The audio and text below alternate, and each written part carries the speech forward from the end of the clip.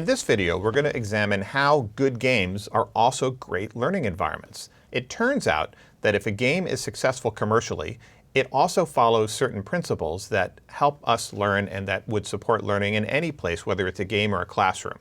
Now, games may not be trying to teach the kinds of things we are trying to teach in classroom, but the principles still apply.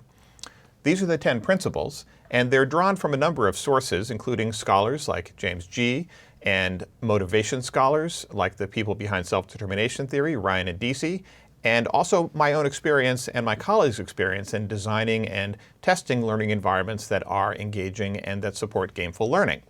In this first segment, we're going to focus on the first 3 of these ideas: clear learning goals, identity play, and embedded assessment. And as I'm talking about these features in games, I'm also going to talk about how these features might live in a school or classroom environment, and I think you'll see the connection. So first, we don't begin playing a game unless we know why we're playing the game. There are clear goals. And I've inserted the word learning here to describe learning environments, but they're clear goals that we are pursuing and we know we're pursuing, and we hardly ever start doing something without some idea of why we're doing it. Now, it could be that those goals change in the middle. Perhaps as we gain more information or more knowledge, we realize there's actually a different goal that's higher level that we couldn't have understood or appreciated in the beginning. But we always know what we're shooting for when we get into the experience in the first place. Now think about school, and sometimes we might give an answer when a student says, well, why do I have to learn this topic? Sometimes we'll say, it'll be important later, or it's going to be on the test. And neither of those are, from the student's perspective, very good explanations for why they should be doing something. So principle number 1, try to have clear goals for what you're having the learner engage with. Most games do an excellent job of encouraging what we would call identity play. This is the idea that you identify with the player on the screen, with the character on the screen, and it also helps you form part of your own identity. This is an idea that comes from Jim G., and he talks about a 3-part or tripartite identity. This notion that there's the character on the screen that you're controlling, there's you, the player, and then there's some mix between you and the character on the screen. And if you think about times when you might have played games, if the character dies, you might feel like you've let the character down a little bit. That's that blending of you and the character. In a school context, ideally when we are teaching science, for instance, we might say that we are encouraging students to think like scientists. Or history sometimes is taught as a series of facts, but it's much better to teach history as learning how to think like an historian. That's identity play, and it's a key part of well-designed games and well-designed learning environments, and something that we definitely want to build into our gameful learning environments.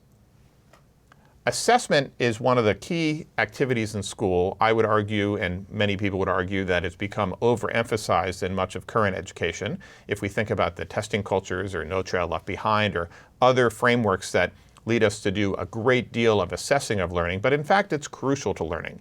And if you can't measure something, you can't improve that thing.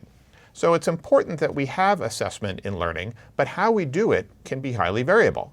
In games, we do what we call embedded assessment, where the game is monitoring your progress as you work your way through the game and deciding in the moment how you're doing, and then giving you new, harder tasks perhaps, or making things a little bit easier. But you're also, by virtue of accomplishing goals in the game, showing that you are understanding the system of the game. As Jim G. says, when you get to the end of playing a game like Halo, it would be ridiculous to give you a test on whether you understand Halo. You get it by virtue of having finished the game. In school, we spend a lot of time measuring and assessing through end-of-year tests or standardized tests, and the problem with those tests is they take time away from what we're trying to do in school. A colleague of mine at the University of Illinois in Chicago, James Pellegrino, likes to use a metaphor about inventory taking. He recalls a time when you would go to the store. This was very true when I was young in the 80s. You would go to the store and you would notice the store was closed because they were taking inventory. Now, inventory is crucial to running a store. If you don't know what's selling and what's not selling, you can't decide what to order for the next sales cycle, and you'll end up with too many products that people aren't interested in and too few of the products that people are interested in. The problem is that when you close the store to take inventory, you're not doing what the store was designed to do in the first place, which is sell things to people. If you think about inventory as a metaphor for school assessment, When we do standardized testing in many school contexts, we actually close the school down. We have everybody stop doing what they're normally doing for that assessment. So we're not doing what the school is there to do in the first place. And in many contexts, we actually close the school to practice for taking inventory, to practice for those standardized assessments. With technology, stores don't have to close to take inventory anymore. The reason is that we have RFID chips, we have embedded bar scanning tags. All of that technology means the store knows exactly what's selling at any given moment and can make on-the-fly adjustments without having to stop their main business. Why can't we do that in education? Games do a really good job of it, and in gameful learning, we're going to think about how we can do that as well.